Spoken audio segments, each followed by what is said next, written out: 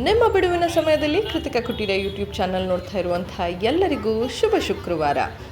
ಆಷಾಢ ಮಾಸ ಶುರುವಾಗ್ತಿದ್ದ ಹಾಗೇ ಏನೋ ಒಂದು ಭಕ್ತಿಭಾವ ಪೂರ್ವ ಎಲ್ಲ ಕಡೆ ಹರಿಯುತ್ತೆ. ಅದರಲ್ಲೂ ನಮ್ಮ ಮೈಸೂರಿನಲ್ಲಿ ಹೆಮ್ಮೆಯ ತಾಯಿ ಚಾಮುಂಡೇಶ್ವರಿಯನ್ನು ನೋಡುವಂಥ ಹಂಬಲ, ಆಸೆ, ಭಕ್ತಿ ಎಲ್ಲವೂ ಜಾಸ್ತಿ ಆಗುತ್ತೆ ಅಂತ ಹೇಳ್ಬೋದು. ರಾತ್ರಿಯಿಂದನೇ ಮಧ್ಯರಾತ್ರಿನೇ ಎಲ್ಲ ಚಾಮುಂಡಿ ಬೆಟ್ಟಕ್ಕೆ ಹೋಗಿ ಬೆಳಗ್ಗೆನೇ ದರ್ಶನ ಮಾಡಬೇಕು ಅಂತ ರೆಡಿಯಾಗೋರು ಒಂದು ಕಡೆ ಆದರೆ, ಅಷ್ಟು ದೂರ ಹೋಗೋಕ್ಕಾಗಲ್ಲ ಅಂತ ಹೇಳಿ ನಮ್ಮ ಮೈಸೂರಿನ KG ಕೊಪ್ಪಲಲ್ಲಿರುವಂಥ ಬನ್ನಂತಮ್ಮ ದೇವಸ್ಥಾನಕ್ಕೆ ಬಂದು ನಿಂಬೆಹಣ್ಣಿನ ದೀಪ ಹಚ್ಚೋರು ಮತ್ತೊಬ್ಬರು. ಹೀಗೆ ನಾನು ನೋಡಿದ್ದು ಇವತ್ತು ಸಾಕಷ್ಟು ಜನ ನಿಂಬೆಹಣ್ಣಿನ ದೀಪವನ್ನು ಹಚ್ಚಿ ದೇವರಿಗೆ ಆರತಿ ಮಾಡ್ತಾ ತಮ್ಮ ಮನಸ್ಸಿನ ಆಸೆಗಳನ್ನು ನೆರವೇರಿಸುವಂಥ ಕೋರ್ಕೊಳ್ಳುವಂತಹ ದೃಶ್ಯಗಳಂತೂ ಸಾಮಾನ್ಯವಾಗಿತ್ತು. ಹಾಗೆಯೇ ದೇವಸ್ಥಾನದಲ್ಲಿ ಬನ್ನಂತಮ್ಮ ದೇವಸ್ಥಾನದಲ್ಲಿ ತಾಯಿಯ ಒಂದು ಅಲಂಕಾರದ ಬಗ್ಗೆ ಹೇಳಲೇಬೇಕು. ಈ ವರ್ಷ ಏನು ಥರ ವಿಭಿನ್ನವಾಗಿ ಅಲಂಕಾರ ಮಾಡಿರ್ತಾರೆ ಅನ್ನೋ ಕುತೂಹಲ ನನಗೂ ಇತ್ತು. ಅದೇ ರೀತಿಯಾಗಿ ಇವತ್ತು ಬೆಳಗ್ಗೆ ಕೂಡ ನಾನು ಎದ್ದು ದೇವಿ ದರ್ಶನ ಮಾಡೋಕ್ಕೆ ಹೋದಾಗ ನನಗೆ ಕಂಡು ಬಂದಿದ್ದು ನಾಗಲಾಂಬಿಕೆ ಅಲಂಕಾರ ಅಂತ ಹೇಳ್ಬೋದು. ನಾಗದೇವತೆಯಾಗಿ ಕಂಗೊಳಿಸ್ತಾ ಇದ್ದಿದ್ದು ನಮ್ಮ ಬನ್ನಂತಮ್ಮ ದೇವಸ್ಥಾನದಲ್ಲಿದ್ದಂತಹ ತಾಯಿ. ನಿಜವಾಗ್ಲೂ ತುಂಬ ವಿಭಿನ್ನವಾಗಿ ವಿಶೇಷವಾಗಿ ಮಾಡಿದ್ದಾರೆ. ನಾನು ಅವ್ರನ್ನ ಹಾಗೆ ಕೇಳಬೇಕಾದ್ರೆ ಹೇಳ್ತಾ ಇದ್ರು, ರಾತ್ರಿಯೆಲ್ಲ ಟೈಮ್ ಹಿಡಿದಿದೆ. ಹಾಗೆಯೇ ಈ ವಾರ ಈ ಅಲಂಕಾರದ ಬಗ್ಗೆ ರಾತ್ರಿಯೆಲ್ಲ ಮಾಡಿದ ಆಷಾಢ ಮಾಸದ ಬಗ್ಗೆ ಏನು ಹೇಳ್ತಾರೆ ಅವರನ್ನೇ ಕೇಳೋಣ ಬನ್ನಿ. ನಮಸ್ಕಾರ. ಬನ್ನಂತಮ್ಮ ದೇವಸ್ಥಾನದಲ್ಲಿ ಇವತ್ತು ನಿಜವಾಗ್ಲೂ ತುಂಬ ವಿಭಿನ್ನವಾಗಿ ವಿಶೇಷವಾಗಿ ಅಲಂಕಾರ ಮಾಡಿದ್ದೀರಾ. ಮೊದಲನೇ ಆಷಾಢ ಅಂತ ಇದ್ರ ಬಗ್ಗೆ ನಮಗೆ ತಿಳಿಸ್ಕೊಡ್ತೀರಾ? ಗಾದೇವಿ ಸರ್ವಭೂತೇಶು ಮಾತೃರೂಪೇಣ ಸಂಸ್ಥಿತ ನಮಸ್ತಸ್ತೆ ನಮಸ್ತಸ್ತೆ ನಮಸ್ತಸ್ತೆ ನಮೋ ನಮಃ. ಶ್ರೀಕಾಂತ ದ್ರೋಣೋಪಮನ್ಯು ತಪನ ಸ್ಕಂದೇಂದ್ರ ನಂದ್ಯಾಲಯ ಪ್ರಾಚೀನೋ ಗುರೋಪಿ ಯಸ್ಯ ಕರುಣಾಲೇಶಾದ್ಯತಾಗರು ತಂ ಸರ್ವಾದಿಗುರು ಮನೋಜೋಪಂ ವಂದಸ್ಮೃತಾಲಕಂ ಚಿನ್ಮುದ್ರಾಂಕಿತ ಮುಖ್ಯಪಾಂಡೇಂದ್ರಂ ಚಿತ್ತೆ ಶಿವಕರ್ಮ. ಯಾವ ಭಾರತ ದೇಶದಲ್ಲಿ ಪ್ರತಿಯೊಂದು ದಿವಸವೂ ಕೂಡ ಪುಣ್ಯ ದಿನ. ಒಂದೊಂದು ದಿವಸವೂ ಒಂದೊಂದು ದೇವತೆಗಳಿಗೆ ಸಮರ್ಪಣೆ ಮಾಡಿರ್ತಕ್ಕಂಥದ್ದು ನಮ್ಮ ಸನಾತನ ಸಂಸ್ಕೃತಿಯ ವೈಶಿಷ್ಟ್ಯ.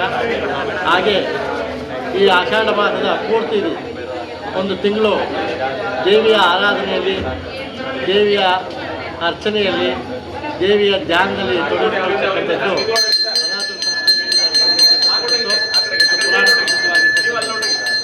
ಅದೇ ರೀತಿಯಾಗಿ ಪ್ರತಿ ವರ್ಷವೂ ಎಲ್ಲ ಭಾರತದ ಎಲ್ಲ ಮೂಲೆಗಳಲ್ಲೂ ಆಷಾಢ ಮಾಸದಲ್ಲಿ ದೇವಿ ಅರ್ಚನೆ ವಿವಿಧ ರೀತಿಯಲ್ಲಿ ನಡೆಯುತ್ತೆ. ಹಾಗೆ ಈ ಸಾಂಸ್ಕೃತಿಕ ನಗರಿ ಹಾಗೂ ನಾಡದೇವತೆ ಚಾಮುಂಡೇಶ್ವರಿ ನೆಲೆಸಿರ್ತಕ್ಕಂಥ ಈ ದಿವ್ಯ ಮೈಸೂರು ನಗರದಲ್ಲಿ ಎಲ್ಲ ಕಡೆಯಲ್ಲೂ ದೇವಿ ಸ್ಥಾಪನೆಗೊಂಡಿದ್ದಾಳೆ.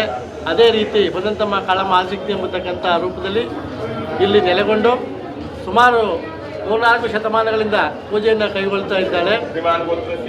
ಅದೇ ರೀತಿಯಾಗಿ 21 ವರ್ಷಗಳಿಂದ ಈಚೆಗೆ ಈ ದೇವಾಲಯವು ಜೀರ್ಣೋದ್ಧಾರಗೊಂಡು ಪ್ರತಿ ವರ್ಷವೂ ಆಷಾಢ ಮಾಸದ 4 ವಾರಗಳು ವಿಶೇಷವಾದಂಥ ವಿಧವಾದಂಥ ಅಲಂಕಾರಗಳಿಂದ ದೇವಿಯನ್ನು ಪೂಜಿಸಿ ಭಕ್ತಾದಿಗಳು ತಮ್ಮ ಇಷ್ಟಾರ್ಥವನ್ನು ನೆರವೇರಿಸಿಕೊಳ್ತಾರೆ ಮತ್ತು ಅದರಿಂದ ಸಮೃದ್ಧಿಯನ್ನು ಹೊಂದಿ ಬಹಳ ಅನುಪಮವಾದಂಥ ದಿವ್ಯವಾದಂಥ ಅನುಭವವನ್ನು ಹೊಂದ್ತಾ ಇದ್ದಾರೆ. ಅದೇ ರೀತಿಯಾಗಿ 2025ನೇ ಈ ವಿಶ್ವಾವಸು ನಾಮ ಸಂವತ್ಸರದ ಆಷಾಢದ ಮೊದಲನೇ ಈ ಶುಕ್ರವಾರ ದೇವಿಯವರಿಗೆ ನಾಗದೇವತೆಯಾಗಿ ಅಲಂಕಾರವನ್ನು ಮಾಡಿ ಅವಳನ್ನು ನಾಗ ರೂಪದಲ್ಲಿ ಕಣ್ತುಂಬಿಕೊಳ್ಳಬೇಕು ಎಂಬ ಉದ್ದೇಶದಿಂದ ಆ ದೇವಿಯು ಎಲ್ಲರಿಗೂ ಸರ್ಪರೂಪದಲ್ಲಿ ದರ್ಶನವನ್ನು ಕೊಡಬೇಕು ಅನ್ನೋ ಉದ್ದೇಶದಿಂದ ನಾಗದೇವತೆ ಅಲಂಕಾರವನ್ನು ಮಾಡಿದ್ದೇವೆ. ಅದೇ ರೀತಿಯಾಗಿ ಎಲ್ಲ ಭಕ್ತಾದಿಗಳು ಈ ನಾಗದೇವತೆಯ ದರ್ಶನವನ್ನು ಪಡೆದಕ್ಕೋಸ್ಕರವಾಗಿ ಬೆಳಗ್ಗೆ 6 ಗಂಟೆಯಿಂದಲೂ ಕೂಡ ಇದೇ ರೀತಿಯಾಗಿ ತಂಡೋಪತಂಡವಾಗಿ ಬರ್ತಾ ಇದ್ದಾರೆ. ದೇವಿಯಲ್ಲಿ ಪ್ರಾರ್ಥನೆ ಸಲ್ಲಿಸಿ ಎಲ್ಲರೂ ಕೂಡ ಪುನೀತರಾಗ್ತಾ ಇದ್ದಾರೆ ಎಂಬತಕ್ಕಂಥ ವಿಷಯವನ್ನು ಹೇಳೋದಕ್ಕೆ ತುಂಬ ಸಂತೋಷವಾಗುತ್ತೆ.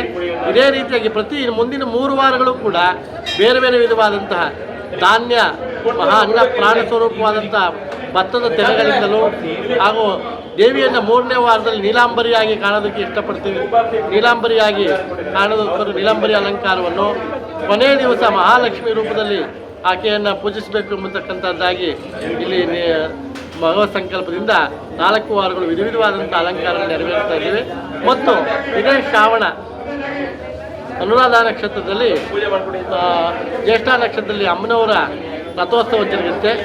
5 8/2025 ಮಂಗಳವಾರ ಎಲ್ಲ ಭಕ್ತಾದಿಗಳು ಇದೇ ರೀತಿಯಾಗಿ ಆಷಾಢ ಮಾಸದ ಪ್ರತಿ 4 ವಾರಗಳಲ್ಲೂ ಮತ್ತು ರಥೋತ್ಸವದಲ್ಲಿ ಭಾಗಿಯಾಗಿ ಎಲ್ಲರೂ ದೇವಿ ಕೃಪೆಗೆ ಪಾತ್ರರಾಗಬೇಕು ಅಂತ ಸರ್, ಎಂದಿನಂತೆ ಈ ವರ್ಷವೂ ಕೂಡ ವಿಭಿನ್ನವಾಗಿ ಮಾಡಿದ್ದಾರೆ. ಮೊದಲನೇ ಆಷಾಢ ಶುಕ್ರವಾರ ದಿನ ಈ ಒಂದು ಅಲಂಕಾರ ನನಗಂತೂ ತುಂಬ ಇಷ್ಟ ಆಯಿತು.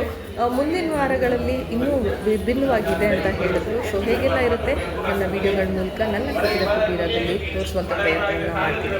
ಸೊ ಈ ವಿಡಿಯೋ ಇಷ್ಟ ಆದರೆ ಲೈಕ್ ಮಾಡಿ, ಶೇರ್ ಮಾಡೋದನ್ನು ಮರಿಬೇಡಿ ಅಂತ ಹೇಳ್ತಾ ಮತ್ತಷ್ಟು ವಿಡಿಯೋಗಳೊಂದಿಗೆ ಇಲ್ಲ ಕೃತಿಕ ಸೈನಿಂಗ್ ಆಫ್. ಬಾಯ್.